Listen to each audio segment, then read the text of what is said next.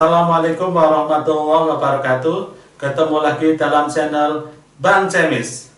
Oke, pada hari ini kita akan melanjutkan sikat habis soal sifat koligatif larutan.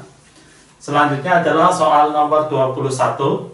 Tetapan kenaikan titik-titik KB bergantung pada A. Titik-titik pelarut, B. Molaritas larutan, C. Jenis pelarut, D. Molaritas larutan, dan yang E, perbedaan titik beku dan titik-titik pelarut. Oke, jawabannya apa? Jawabannya adalah option yang C, jenis pelarut.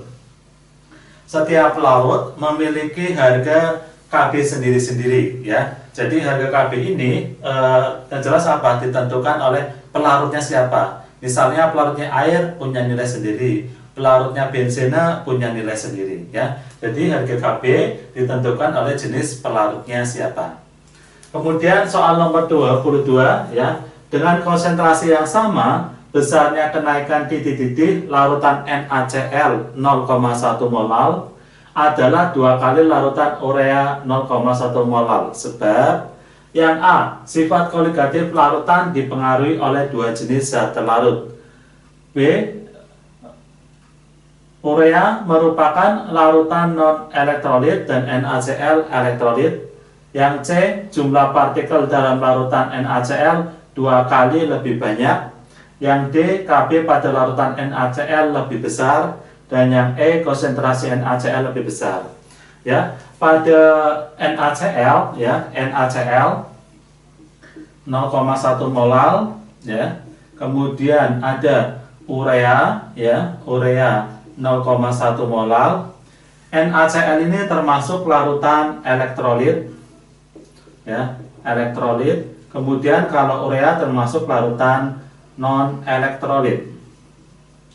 Nah, kalau dalam perhitungan nanti di NaCl dia terdapat harga terdapat ada ionnya, ya, nanti dikalikan I. Di NaCl terdapat jumlah ionnya sebesar 2. Untuk urea termasuk non elektrolit, kita anggap jumlah ionnya ada 1, ya. Di sini jumlah ionnya ada 2. Nah, jadi apa yang mempengaruhi kenapa NaCl lebih besar nilai 2 kali daripada urea? Karena apa? Karena di NaCl termengandung jumlah ion yang lebih banyak, yaitu 2 kali, ya. Jadi apa? Kalimat yang pas adalah jawabannya adalah option C, yaitu jumlah partikel dalam larutan NaCl 2 kali lebih banyak daripada urea. Oke, selanjutnya soal nomor 23. Perhatikan diagram berikut, ya. Ini suatu diagram PT. Pada diagram PT di atas, titik didih larutan ditunjukkan oleh A yang titik A, B titik B, C titik C, D titik D, dan E titik F, ya. Oke, yang tabel ini suatu pelarut. Kemudian yang titik-titik ini adalah larutan, ya. Jadi yang namanya titik didih larutan atau mendidih itu otomatis apa? Dari fase cair menjadi gas, ya. Nah, di sini karena yang titik-titik ini larutan, maka apa? Yang titik didih larutan itu ditunjukkan oleh titik yang F, ya. Jadi jawabannya adalah option yang E. Selanjutnya nomor 24. Bagian berikut adalah gambar molekuler larutan dengan berbagai konsentrasi, ya. Ini ada 1, 2, 3, 4, 5, di mana yang hitam bulat seperti ini mol partikel zat larut dan yang putih mol partikel pelarut. Gambar yang menunjukkan titik didih larutan paling besar adalah A. Gambar yang 1, B. Gambar 2, C. Gambar 3, D. Gambar 4, dan E. Gambar 5. Nah, di sini untuk titik didih, ya, makin besar zat terlarutnya, titik didihnya makin tinggi, ya. Jadi makin besar zat terlarut, intinya makin besar, maka titik didih makin besar juga, Nah, ya. Jadi tergantung zat terlarutnya. Kita coba cari perbandingannya, ya. Oke, di sini yang zat terlarutnya adalah hitam. Ini hitamnya ada 4, ya. Nah, ini 4 dibanding totalnya ada 1, 2, 3, 4, 5, 6, 7, 8, 9, 10 per 10. Kalau di sini 5, ya, dibanding totalnya ada 10. Kemudian di sini 3 banding totalnya 10. Di sini ada 2 banding 10. dan sini ada 1:10 ya. Jadi apa? Yang paling banyak zat larutnya adalah yang gambar nomor 2 ya, 5/10 ya. Jadi apa? Untuk soal nomor 24 jawabannya adalah apa? Yang B ya. Jadi titik-titik yang paling besar yang memiliki jumlah partikel zat larut yang paling banyak di sini adalah 5/10. Oke, selanjutnya soal nomor 25. Tentukan di antara kelima larutan yang memiliki titik-titik tertinggi: A. MgSO4 0,2 molar, B. NaCl 0,3 molar, dan C. CONH2 2 kali 1 molar, yang D. C12H22O11 0,8 molar, dan yang E. Na3PO4 0,3 molar. Oke, secara rumus ya, titik-titik rumusnya adalah delta TB sama dengan M kali Kb kali I. Nah, ini kalau elektrolit ya. Nah, di sini Kb-nya dianggap sama semua ya. Jadi di sini Kb-nya dianggap sama semua. Nah, yang mempengaruhi apa? Yang mempengaruhi berarti harga nilai dari M sama nilai I-nya ya. M itu molaritas, itu dianggap sama dengan molaritas ya, yang besar. Oke, sekarang kita akan hitung satu persatu ya. MgSO4 ya, karena alfanya nggak diketahui, nilai N itu sama dengan 2 ya. N itu karena alfanya nggak diketahui, harga N akan sama dengan nilai I itu sama dengan nilai N nya ya. Oke, ini N nya 2, 1, 2 dikali 0,2 sama aja 0,4 ya. NaCl ya, ini ionnya 2 ya, kali 3 berarti 0,6. Ini non elektrolit dianggap 1, kali ini ya tetap 1 ya. Ini juga non elektrolit ya, depannya CC biasa non elektrolit kecuali CH3COOH ya, umumnya gitu. Ini kali 1 berarti 0,8. Nah, ini jumlah ionnya ada berapa? Ada 3 ditambah 1 berarti 4. 4 kali 0,3 ya, berarti apa? 1,2.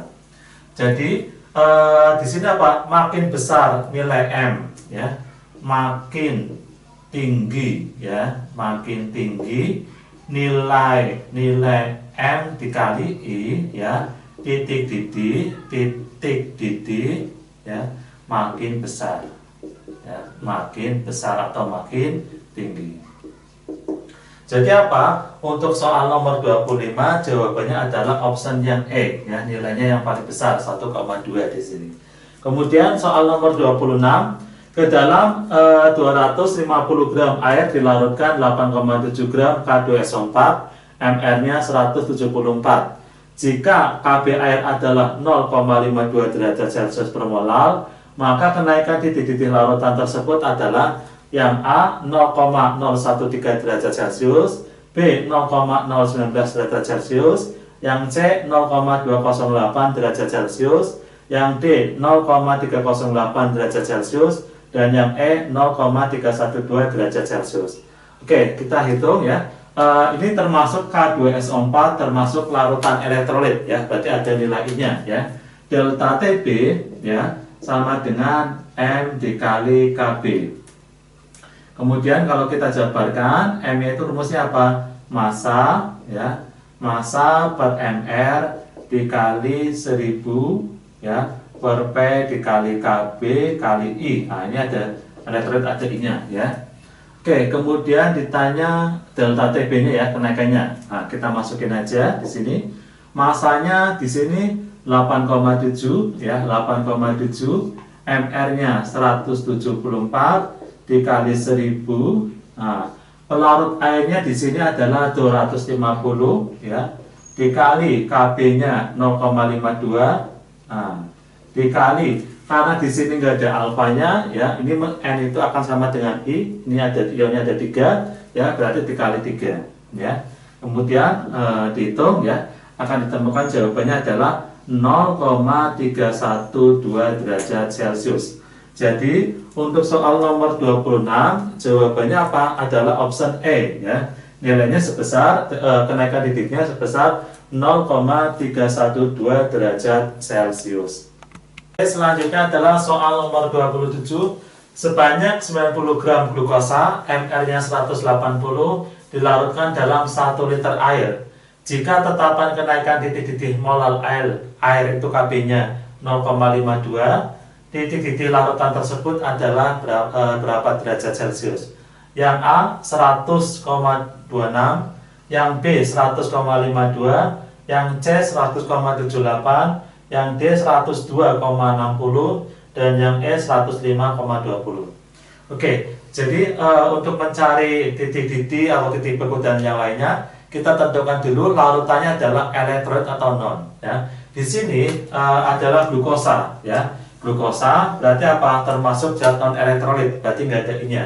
Ya. Jadi rumusnya gimana? Delta Tb ya sama dengan M dikali Kb.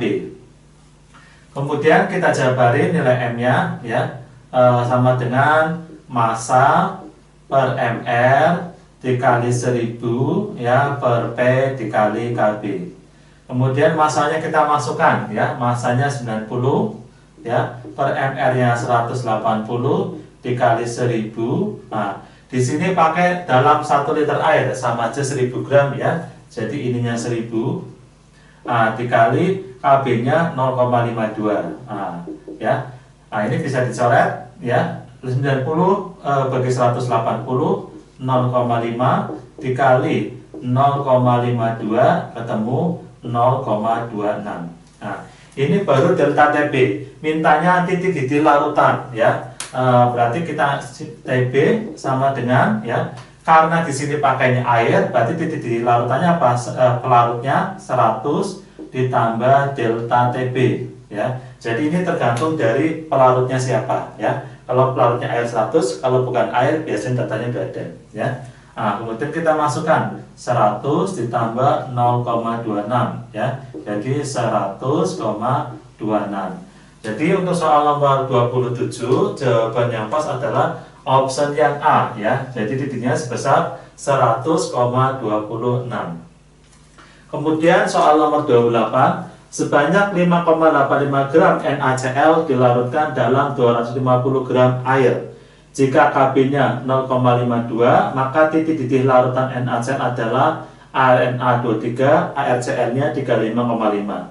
Jawabannya yang A 100,104 derajat Celcius, yang B 100,208 derajat Celcius, yang C 100,316 derajat Celcius, yang D 100,416 derajat Celcius, dan yang E 100,624 derajat Celcius. Oke, kita cari dulu ya. NaCl dia termasuk zat elektrolit ya, berarti nanti rumusnya ada I-nya ya. Rumusnya gimana? Delta Tb sama dengan M kali Kb dikali I ya. Kemudian M-nya kita jabarin ya, massa per mR dikali 1000 per P dikali Kb dikali I.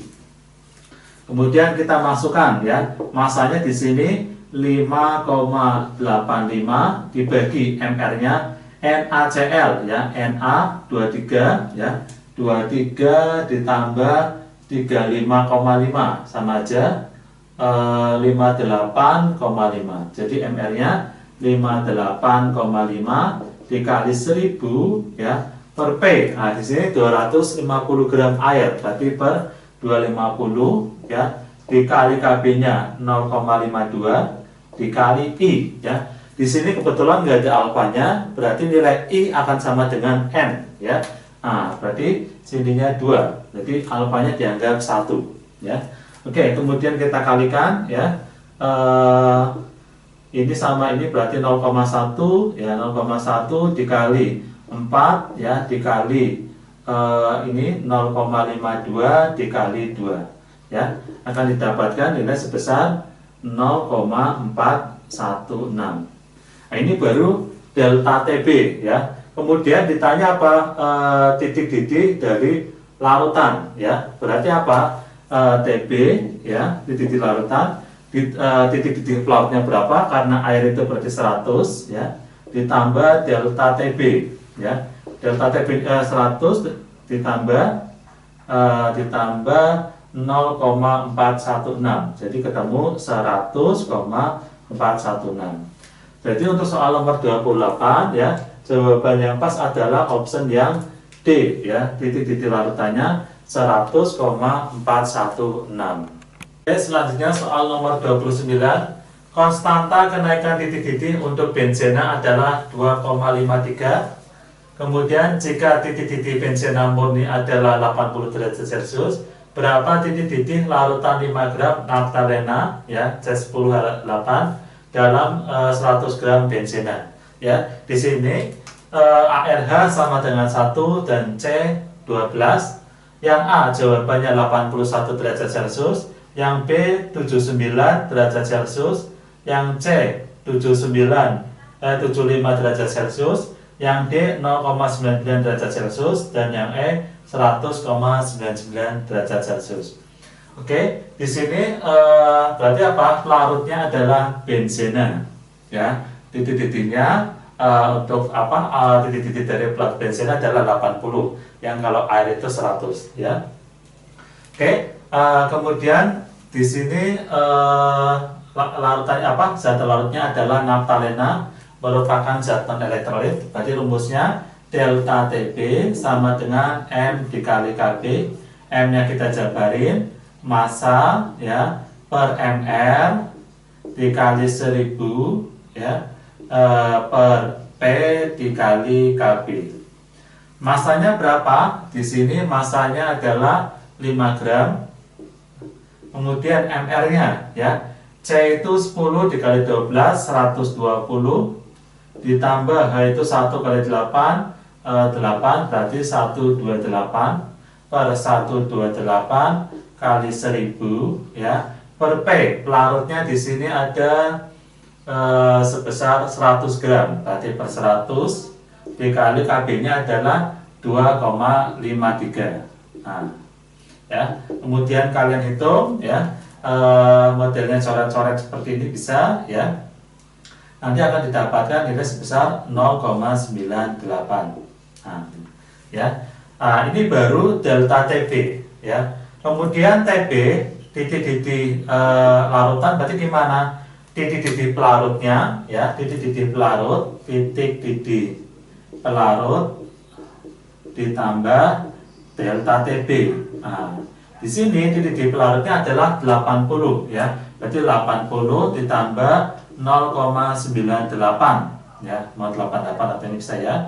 Atau kita bulatkan ini 1 ya. Jadi 81. Nah, ya. Jadi untuk soal nomor 29 ya, jawabannya pas adalah option yang A. Titik-titik larutannya adalah 81 derajat Celcius. Kemudian soal nomor 30, pada tekanan 1 atmosfer, larutan sukrosa C12H22O11 dalam air memiliki titik-titik 101 derajat Celcius. Jika KB airnya 0,5, maka konsentrasi larutan tersebut adalah A 5 molar, B 4 molar, C 2,5 molar, D 2 molar, dan E 1 molar. Ya, oke. Di sini CS12 H22O11 termasuk larutan non elektrolit. Ya, berarti rumusnya delta TB sama dengan M kali KB. Kita jabarkan M-nya massa per mR dikali 1000 ya per P dikali KB. Kemudian kita masukkan di sini mendidihnya 101 ya, berarti sama aja apa? Delta TB-nya kita kurangin 100 ya. 101. Nah, ini aja. 101 dikurangi 100 ya, ketemu 1. Ini delta TB. Nah, delta TB. Berarti saya masukkan di sini 1 sama dengan masanya di sini adalah berapa? Oke. Oh, ternyata ini tetap bentuknya molar ya. Ditanya konsentrasi, berarti kita nggak usah jabarin yang ini ya.